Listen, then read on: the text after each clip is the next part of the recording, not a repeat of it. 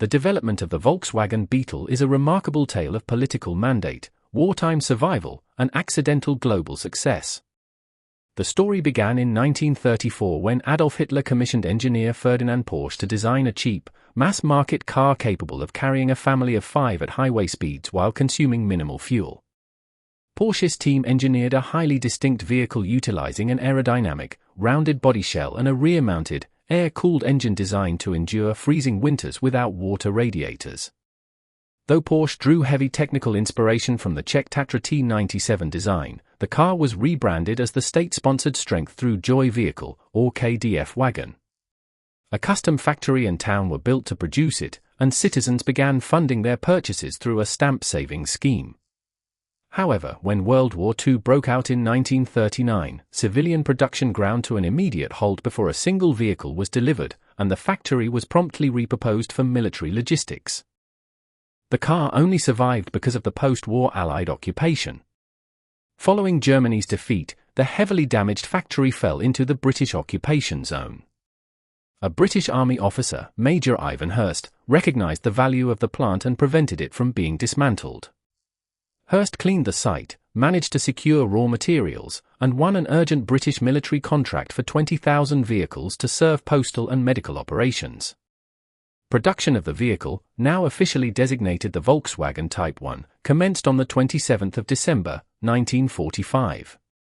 By 1949, control of the thriving facility was handed back to the German government under the leadership of Executive Heinrich Nordhoff.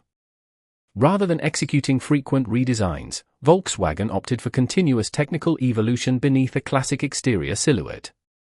Early models, widely known as split-window Beetles, relied on cable brakes and a modest 25-horsepower engine. In 1951, the company improved safety by introducing hydraulic brakes, and by 1953, the rear window evolved into a single oval shape.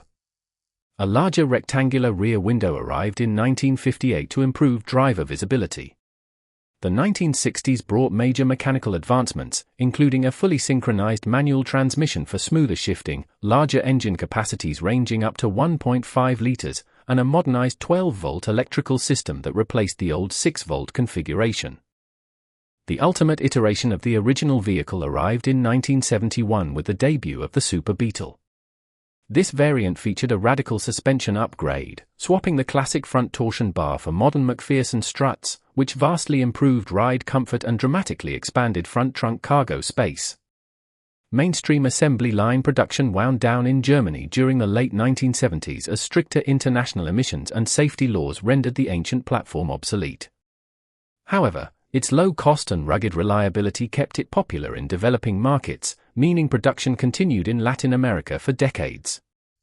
The final original air-cooled Beetle eventually rolled off the production line in Puebla, Mexico, on the 30th of July, 2003, concluding a record-breaking production run of over 21 million units.